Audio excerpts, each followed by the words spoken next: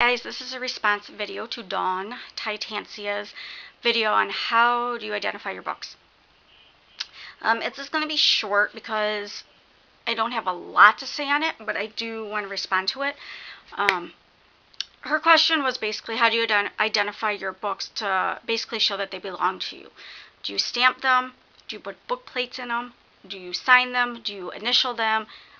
What do you do with your books? She was saying how she doesn't like to do anything to them because she doesn't want to ruin the book. She feels like it's almost a form of desecration, in a way, not as serious, obviously.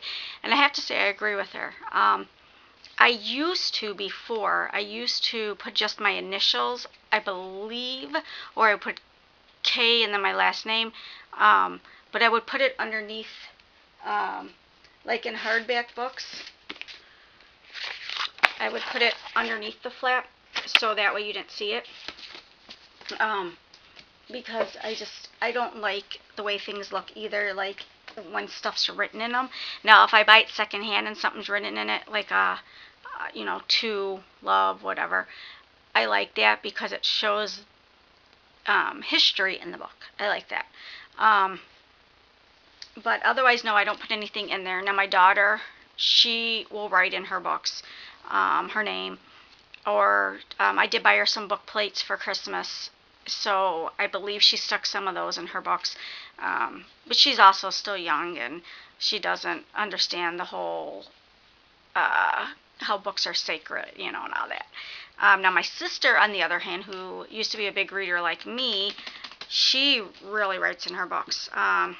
This is a book she gave me, Jonathan Kellerman's Twisted, which is a good book. But this is how she writes.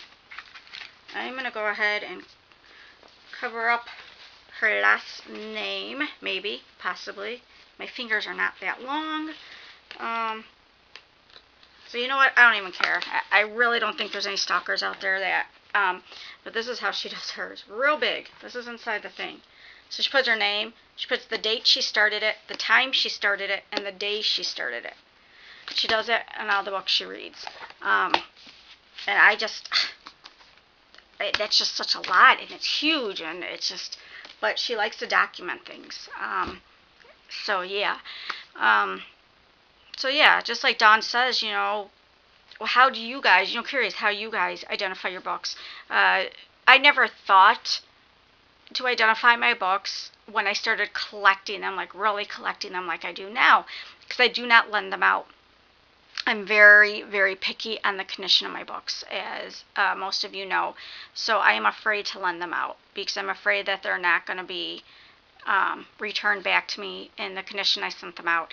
And actually, one of my friends, I told her that she could borrow one of the vampire series I have. I forget which series it was. And I told her, though, I said it has to be returned to me in the condition that it was sent out, because I'm very, very picky on what my books look like.